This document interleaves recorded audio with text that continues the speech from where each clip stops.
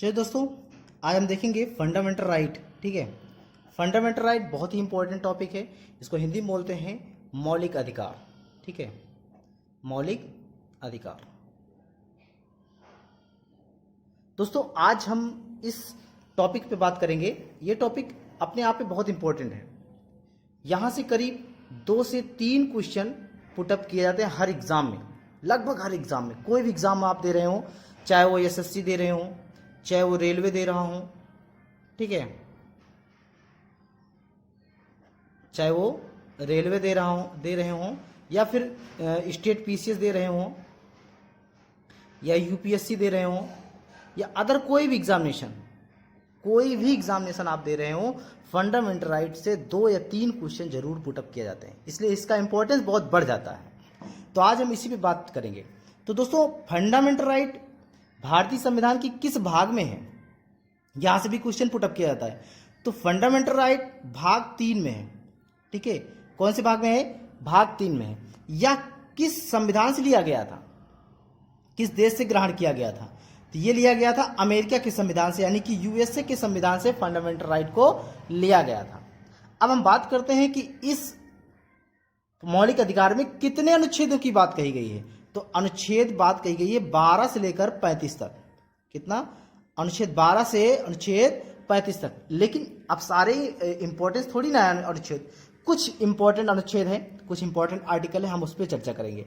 जैसे मान लीजिए 12 है, अनुच्छेद 12 उतना इंपॉर्टेंस नहीं है, तो इसको हम साइड में रख देंगे क्योंकि इसमें राज्य की बात कही गई है। लेकिन अनुच्छेद 13 कुछ इंपॉर्टेंस रोल रखता है। क्यों रखता है? क्योंकि अनुच्छेद 13 में ही ये बात कही गई है, मान लीजिए कोई ऐसा विधि बनाया जाए या कोई ऐसी कानून बनाई जाए जो फंडामेंटल राइट को क्या करती है, हनन करती है, तो उस पर क्या होगा? वो विधि क्या हो जाएगी? शून्य हो जाएगी। ठीक है, ये अनुच्छेद 13 बात कहता है। अब हम जो इंपॉर्टेंस रोल है, इसमें कितने इंपॉर्टेंट आर्टिकल हैं, तो अनुच्छेद 14 से लेकर अनुच्छेद 32 तक बहुत ही इंपॉर्टेंट आर्टिकल है। ठीक है, अनुच्छेद 14 से लेकर अनुच्छेद 32 तक बहुत ही इंपॉर्टेंट आर्टिकल है, यानी कि वेरी वेरी इंपॉर्टेंट आर्टिकल है ये। यहीं से लगभग हर क्वेश्चन जो है पुटअप यहीं से होते हैं, अनुच्छेद 14 से लेकर अनुच्छेद 32 तक। आज हम यहीं से हम चर्चा करेंगे, अनुच्छेद 14 से लेकर अनुच्छेद 32 तक। ठीक है, तो चलिए चर्चा करते हैं। जैसे अनुच्छेद 14 से लेकर अनुच्छेद 18, टोटल कितने आर्टिकल हैं? इसमें टोटल 5 आर्टिकल हैं। 5 आर्टिकल जैसे 14 है, 15, 16, 17 और 18 है ना? ये 5 आर्टिकल दिए रखे हैं। अब जैसे कि 14 से 18 है, वो है समानता का अधिकार। किसका अधिकार है? समानता का अधिकार की बात कही गई है, यानी कि ये सभी लोग जो है इसको सभी लोगों को समान अधिकार दिया जाएगा। अब इसमें भी कुछ कालखंड कर दिए गए हैं। जैसे 14 है, 14 में कहा गया है विधि के समक्ष, ठीक है, विधि या कानून के सामने समता का अधिकार या समानता का अधिकार। विधि या कानून के सामने समानता का अधिकार। ठीक है, कोई भी हो, चाहे वो अमीर हो, गरीब हो या कैसा भी व्यक्ति हो, महिला हो, पुरुष हो, वो सभी क्या होंगे? विधि के सामने या कानून के सामने क्या होंगे? समान होंगे। ठीक है, अनुच्छेद 15 क्या कहता है? अनुच्छेद 15 जो कहता है वो कहता है धर्म, लिंग, जाति, जन्म स्थान, ठीक है, धर्म, लिंग, जाति व जन्म स्थान के आधार पर विभेद नहीं किया जाएगा। जैसे मान लीजिए आप कहीं जाना चाहते हैं, स्पेशली मान लीजिए कि आप कहीं भी जाना चाहते हो, वो धर्म से रिलेटेड है, तो आप मान लीजिए अदर जो है धर्म के हैं, ठीक है, अदर रिलीजन के हैं, तो आपको वहां जाने से कोई रोक नहीं सकता। क्यों? क्योंकि आपको आर्टिकल 15 कह रहा है कि धर्म के आधार पर विभेद नहीं किया जा सकता है, आप वहां जा सकते हैं।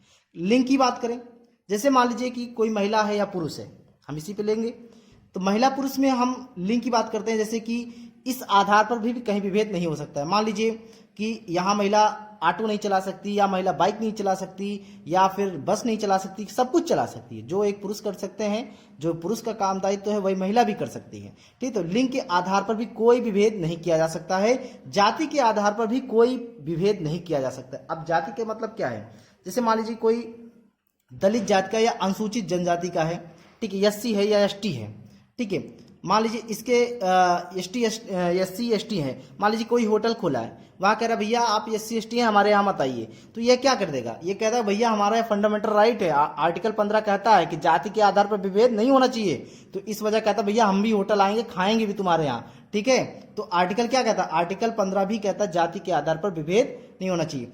फिर जन्म स्थान पर रोकना है। आप मान लीजिए कि उत्तर प्रदेश में जन्म लिए हैं, यूपी को होने के नाते यानी कि उत्तर प्रदेश होने के नाते आप सोच रहे हैं कि भैया हम तो जन्म लिए हैं यूपी में, हम महाराष्ट्र में क्यों जाएं, तो इस तरह भी विभेद नहीं किया जा सकता है। आप महाराष्ट्र में भी जा सकते हैं, कहीं भी जा सकते हैं, यानी कि जन्म स्थान के आधार पर विभेद नहीं किया जा सकता है। अब बात करते हैं अनुच्छेद 16 की।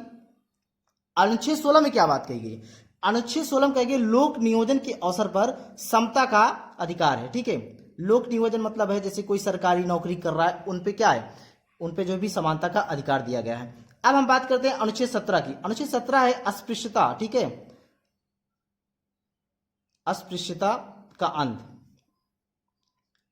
या फिर छुआछूत का अंत, ठीक है, या फिर छुआछूत का अंत। पहले क्या था, बहुत पहले टाइम में अस्पृश्यता यानी कि जैसे कि कोई दलित वर्ग है या फिर SC ST है, उसको टच करने में भी प्रॉब्लम होती थी लोगों को, लेकिन अब ये आर्टिकल 17 कह रहा है भैया छुआछूत को अंत कर दो, छुआछूत बिल्कुल अंत कर दो, ठीक है। अब यहाँ पे 18 है उपाधियों का अंत। यहां पर बात की उपाधियों का अंत कर दिया गया। जब भारत आजाद नहीं हुआ था 1947 के पहले ब्रिटिश लोग क्या करते थे, भारत को कुछ उपाधियां देते थे, जैसे कोई राय की उपाधि दे दिया, ठीक है, जैसे राजा राम मोहन राय, या फिर राजा की उपाधि दे दिया, या सर की उपाधि दे दिया, ठीक है, या फिर किसी प्रकार की कोई उपाधि दे दिया। तो अब उसका क्या कर दिया गया, अंत कर दिया गया। लेकिन समस्या इस बात की है कि यहां पे भी कुछ मिलते हैं, जैसे कि मान लीजिए डॉक्टर की उपाधि मिल गई, एडवोकेट की उपाधि मिल गई, ठीक है, एडवोकेट की उपाधि मिल गई, या फिर जो है भारत रत्न मिल गया।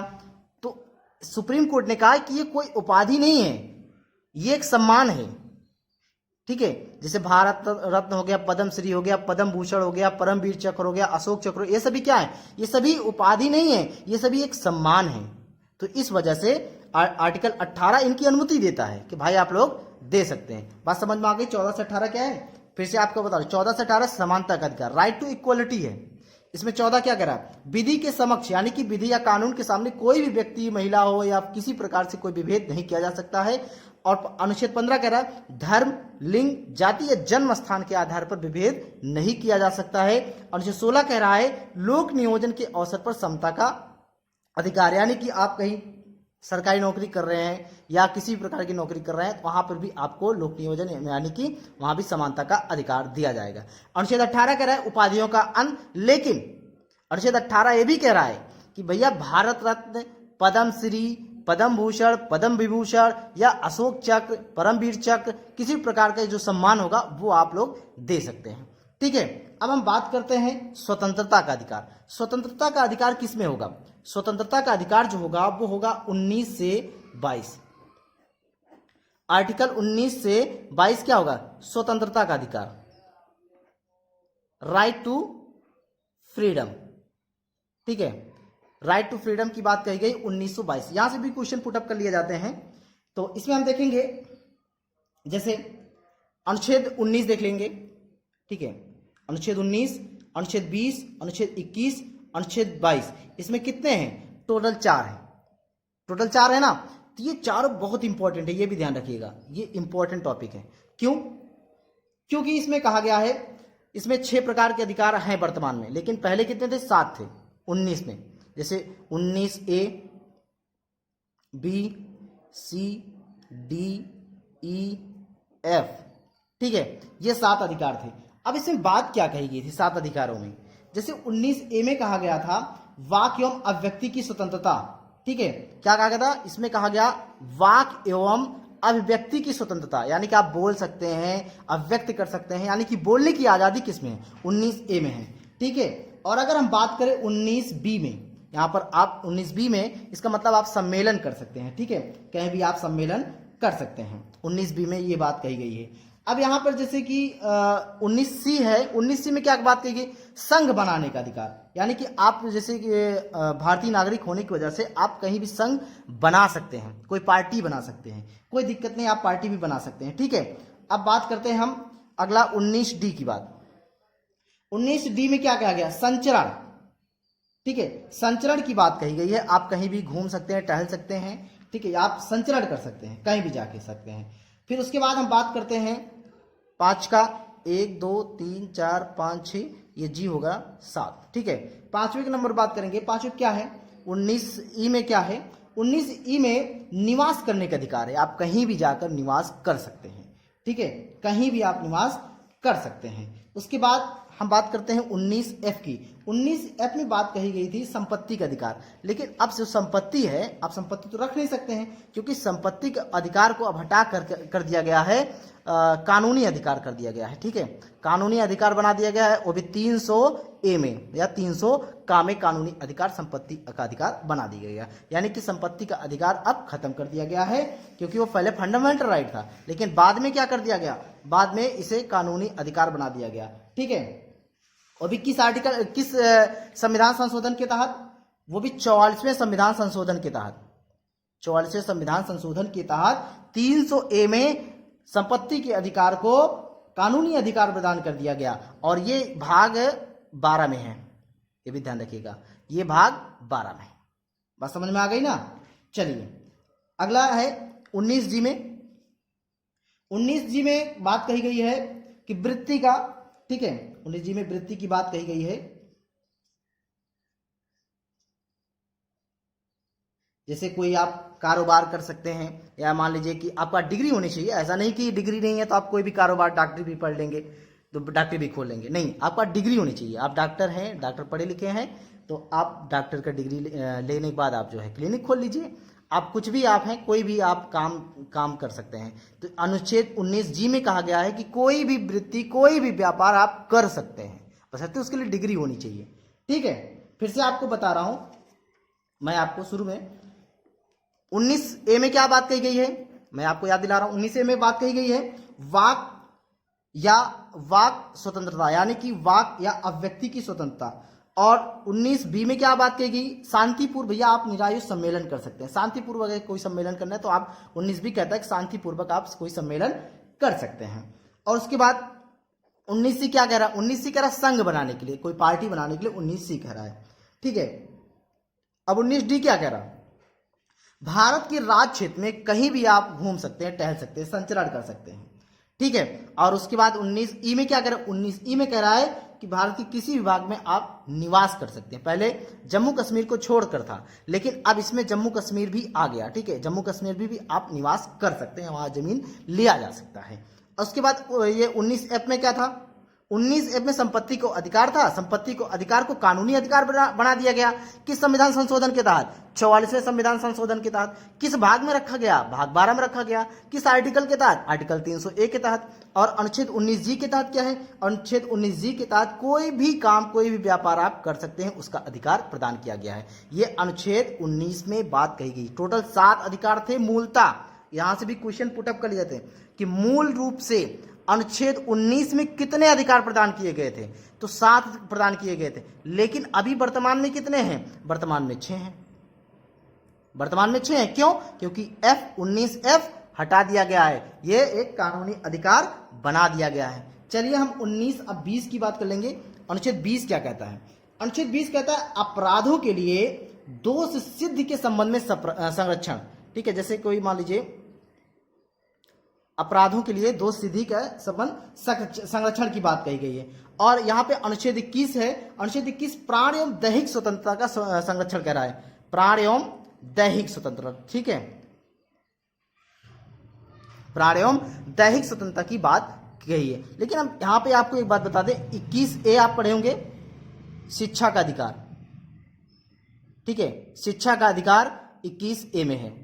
अब अनुच्छेद 22 में क्या है? अनुच्छेद 22 में है कि कुछ दशाओं में गिरफ्तारी और निरोध में संरक्षण। कुछ दशाओं में, जैसे मान लीजिए कि आप कोई काम नहीं, जैसे मान लीजिए कि आपने कोई गलत काम नहीं किया, आपको पुलिस अगर पकड़ ले जाती है तो आपको अनुच्छेद 22 के तहत आप क्या कर सकते हैं कि उससे संरक्षण पा सकते हैं। क्यों? क्योंकि आपके पास राइट है ना कि आप क्यों गिरफ्तार कर रहे हैं। आप पूछ सकते हैं, भैया आप क्यों गिरफ्तार कर रहे हैं हमको, क्या हक है, आप क्या गलती हमने किया है।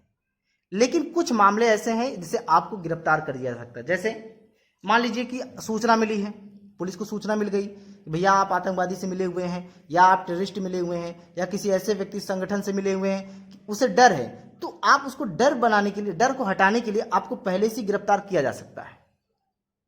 ठीक, बात समझ में आ गई ना। चलिए, ये अनुच्छेद 19 से 22 हो गया। ठीक है, अब हम बात करेंगे अनुच्छेद 23-24। ध्यान रखिएगा, अनुच्छेद हम 23-24 की बात करेंगे।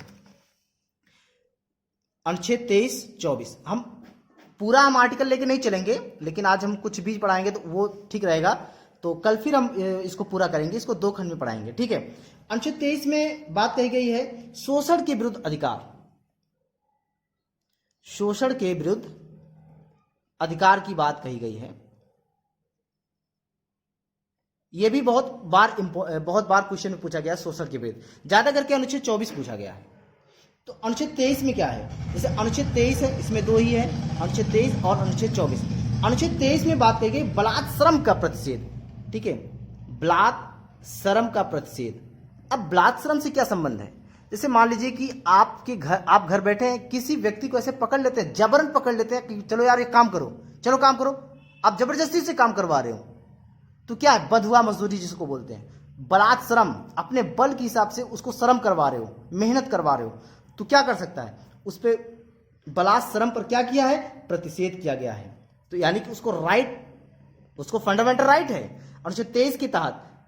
ठीक है, कि भैया अगर आप कोई बलात्श्रम करवा रहे हैं, या जबरन मजदूरी करवा रहे हैं, या बंधुआ मजदूरी करवा रहे हैं, तो क्या कर सकता है, वो कहेगा भैया आप हमारे अधिकार का हनन कर रहे हैं। तो अनुच्छेद 23 रोकता है उस चीज को। अनुच्छेद 24 क्या बात करता है, अनुच्छेद 24 कहता है कि जैसे कारखानों हो गए, ठीक है, कारखानों या दुकानों पे जहां कुछ बच्चों को, यानी कि जो बच्चे कम उम्र के होंगे, उन बच्चों के नियोजन का प्रतिषेध किया गया है। यानी कि कारखानों में या दुकानों में बच्चे काम नहीं कर सकते हैं। ठीक है, जो बच्चे होंगे, चाइल्ड होंगे, वो काम नहीं कर सकते हैं। यह अनुच्छेद 23 और 24 में बात कही गई है। चलिए, अब हम बात करेंगे अनुच्छेद 25 से अनुच्छेद 28 की बात। अनुच्छेद 25 से 28 में क्या है, धर्म की स्वतंत्रता है, धर्म की स्वतंत्रता की बात कही गई है। ठीक है, अनुच्छेद 25 है, अनुच्छेद 26, अनुच्छेद 27, अनुच्छेद 28 की बात कही गई है। इसमें धर्म की स्वतंत्रता से संबंधित, जिसमें 4 आर्टिकल की बात कही गई है। ठीक है, अब इसको भी हम समझ लेंगे। अब इसमें जो अनुच्छेद 25 है, अनुच्छेद 25 में कहा गया कि अंतःकरण की और धर्म के अबाध रूप से मानने और आचरण और प्रचार करने की स्वतंत्रता। मैं फिर कह रहा हूं, अंतःकरण की और धर्म की। ठीक है, अंतःकरण की और। अब आप बात करेंगे अनुच्छेद 29 से 30। अनुच्छेद 29-30 में संस्कृति एवं शिक्षा संबंधी, ठीक है, संस्कृति एवं शिक्षा संबंधी अधिकार का प्रावधान किया गया। इसमें 2 आर्टिकल हैं, अनुच्छेद 29 और अनुच्छेद 30। अनुच्छेद 29 में क्या कहा गया है, अनुच्छेद 29 में कहा गया कि अल्पसंख्यकों की भाषा, ठीक है, यहां पर ध्यान रखिए, अल्पसंख्यकों की भाषा, अल्पसंख्यकों की भाषा, लिपि, ठीक है, भाषा, लिपि और संस्कृति की सुरक्षा, और संस्कृति की सुरक्षा का अधिकार है। यानी कि कोई भी अल्पसंख्यक हो, चाहे वो मुस्लिम हो या फिर बौद्ध हो या फिर जैन हो, वो अपनी भाषा, लिपि और संस्कृति के अधिकार, यानी कि उसकी सुरक्षा करने का अधिकार उसको प्रदान है। किस आर्टिकल के तहत, आर्टिकल 29 के तहत प्रदान किया गया है। और अनुच्छेद 30 क्या कहता है, अनुच्छेद 30 कहता है कि शिक्षा संस्थाओं की स्थापना, ठीक है, फिर से, शिक्षा संस्थाओं की स्थापना और प्रशासन करने का अल्पसंख्यक वर्गों का अधिकार, ठीक है, शिक्षा संस्थाओं की स्थापना और प्रशासन करने का अल्पसंख्यक वर्गों का अधिकार, ये आर्टिकल 30 में बात कही गई है। अब हम बात करते हैं अनुच्छेद 31, ठीक है, हम अनुच्छेद 31 की जरूर बात करेंगे। अनुच्छेद 31 में क्या था, अनुच्छेद 31 में था संपत्ति का अधिकार।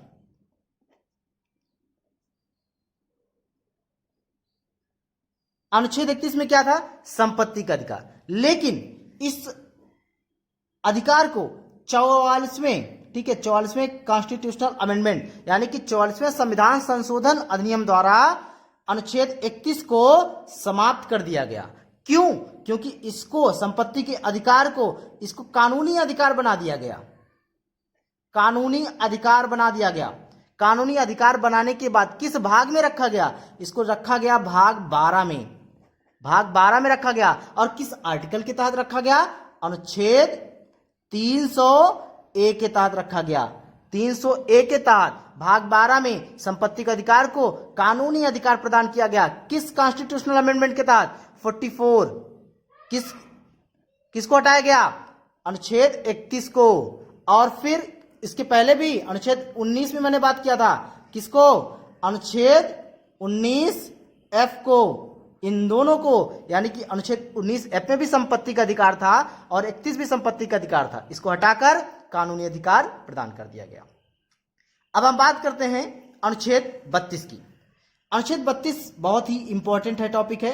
यह संवैधानिक उपचारों का उपबंध करता है, ठीक है, संवैधानिक उपचारों का उपबंध करता है, ठीक है। इसी आर्टिकल को, यानी कि अनुच्छेद 32 को ही डॉक्टर भीमराव अंबेडकर, BR अंबेडकर जो है, संविधान का हृदय और आत्मा कहा। क्या कहा? संविधान की हृदय और आत्मा कहा, ठीक है। किसको? अनुच्छेद 32 को। क्यों? क्योंकि मूल अधिकार को प्रवर्तित कराने के लिए, ठीक है, मूल अधिकार को प्रवर्तित कराने के लिए सुप्रीम कोर्ट को, यानी कि उच्चतम न्यायालय को,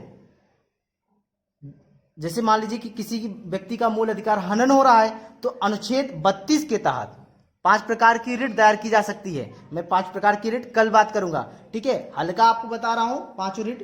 जैसे बंदी प्रत्यक्षीकरण है, बंदी प्रत्यक्षीकरण है, पहला रिट हो गया। दूसरा रिट है आपका परमादेश, परमादेश हो गया। तीसरा रिट है आपका प्रतिषेध, और चौथा रिट है आपका उत्प्रेषण, और 5वां रिट है आपका अधिकार परीक्षा।